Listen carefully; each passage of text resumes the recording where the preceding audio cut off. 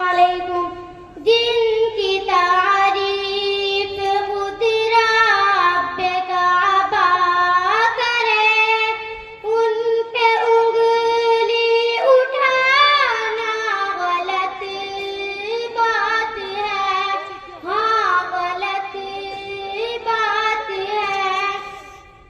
जिनको कुरान यासीन तोहा कहे, उन पे उंगली उठाना गलत बात है।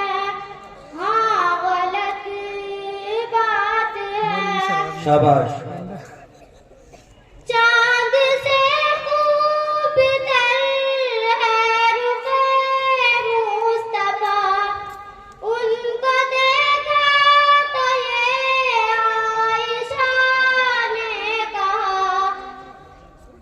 तौबा तौबा उन्हें चांद जैसा कहूँ, चांद जैसा बताना गलत बात है। हाँ, गलत बात है। ये नबी ने कहा कि इताअत करो, अपने माँ बाप की खूब खिदमत करो। तेरे माँ बाप का तुझे पे एहसान है, उनके दिल को दुखाना गलत बात है। हाँ, गलत बात है। जिनकी तारीफ खुद रब काबा करे, उन पे उंगली उठाना गलत बात है। शाबाश। हाँ, गलत बात है।